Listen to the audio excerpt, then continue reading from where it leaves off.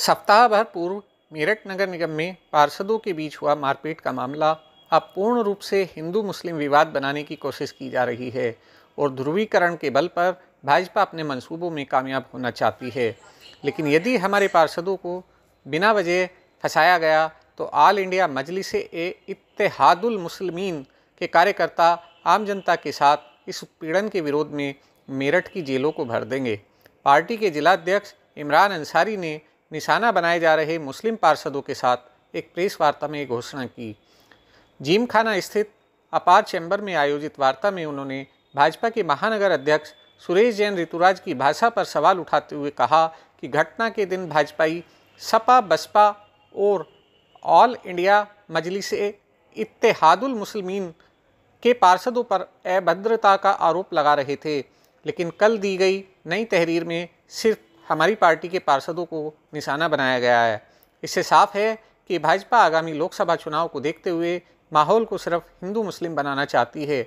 उन्होंने साफ चेतावनी दी कि कल इस संबंध में जिलाधिकारी से मुलाकात की जाएगी और यदि हमारे पार्षदों को नाजायज़ तरीके से फंसाया गया तो पार्टी उनके सम्मान के लिए जेल भर देगी। उनका कहना था कि वीडियो सार्वजनिक किया जाए जिससे पता चल सके कि अभद्रता किसने की है। नारी सम्मान के सवाल पर उन्होंने कहा कि हम और हमारी पार्टी अपनी माता बहनों का सम्मान करते रहे हैं और आगे भी करते रहेंगे। यदि वीडियो में सिद्ध हो जाए कि किसी पार्षद महिला के साथ है अभद्रता हुई है तो हम उनके सम्मान के लिए भी लड़ाई लड़ेंगे। मंच पर मौजूद पदाधिकारियों ने मारपीट करते हुए एमएलसी धर्मेंद्र भारद्वाज और राज्य मंत्री सोमेंद्र तोमर के फोटो भी अपने हाथों में लेकर दिखाया कि मारपीट किसने की। वार्ता में पार्टी के पार्षद फजल करीम, रिजवान अंसारी, शाहिद अंसारी, दिलशाद सैफ़ी, महसर गुड्डू, समीम हसन, अमजद कस्सार, हसीन अहमद, शब्बीर कस्सार, गुड्डी अफजाल एवं पूर्व मेयर प्रत्याशी मोहम्मद अनस शामिल रहे। आने पर डेवलपमेंट की बात करने वाले आज किस तरीके से सड़कों पे खुलेआम गुंडागर्दी कर रहे हैं और किस तरीके से सदन के अंदर तमाम कॉरपोरेटर्स की जो विपक्षी कॉरपोरेटर हैं उनकी आवाज़ को दबाया गया। सदन किस लिए होता है आप मुझे बताइए।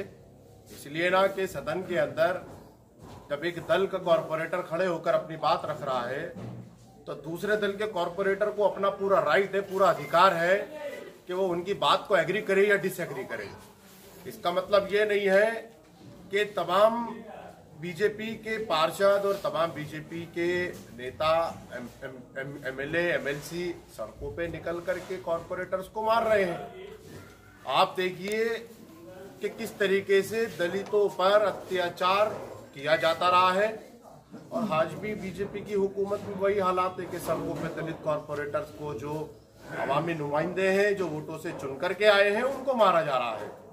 आप देखिए किस तरीके के हालात हैं। ये बिल्कुल जगजाहिर है कि ट्रिपल इंजन की सरकार मेरठ के अंदर बनी, मेयर बने, वो सरकार बिल्कुल फेल हो गई है और बीजेपी भुगलाई हुई है। अभी आपने जिक्र किया 2024 के इलेक्शन का। यकीनन बीजेपी को पूरा डर और खौफ है कि 2024 में तमाम वर्ग तमाम तबका बीजेपी से दूरी बनाएगा। इसलिए बीजेपी ये तमाम चीजों को कर कर दलितों को मार कर, दलितों को रोड पे सड़कों पे आकर उनकी पिटाई कर कर बीजेपी हिंदू मुस्लिम बनाना चाह रही है और बीजेपी ध्रुवीकरण की राजनीति करने की कोशिश कर रही है। बताना चाहते हैं कि उस दिन की जो तथ्यात्मक घटना यह है कि जो बीजेपी की पार्षद रेखा सिंह हैं वो हाउस टैक्स के मुद्दे पर बोल रही थी। वो सम्मानित पार्षद हैं, हमारी बड़ी बहन है, हम सम्मान करते हैं महिलाओं का, करते रहेंगे, चाहे वो किसी भी जाति धर्म पंथ या समाज की हम सम्मान करते हैं। लेकिन वो ये कह रही थी कि हाउस टैक्स के मुद्दे पर वो बोल रही थी कि हाउस टैक्स का जो वसूली है वो बहुत अपमानजनक तरीके से वसूला जा रहा है। उस पर तमाम सदन ने, चाहे वो विपक्ष हो या विपक्ष हो, तमाम लोगों ने उनका समर्थन किया। और लेकिन वो बोलते बोलते ये कह गई कि अगर नगर निगम के अधिकारियों की हिम्मत है तो इस तरह से मुस्लिम इलाकों में हाउस टैक्स वसूल कर दिखाएं, जिसका विरोध करना चाहिए था। वो शब्दावली उनकी हमारी बहन की गलत थी, लेकिन इसका मतलब ये नहीं है कि उनके सम्मान को कोई ठेस पहुंचाने की कोशिश की गई या उनको कोई गलत भाषा बोली गई। ये बिल्कुल ऐसा कोई नहीं है। ये बीजेपी के द्वारा झूठ फैलाया जा रहा है। वो इस मुद्दे को हिंदू मुस्लिम पर डाइवर्ट करना चाहते हैं।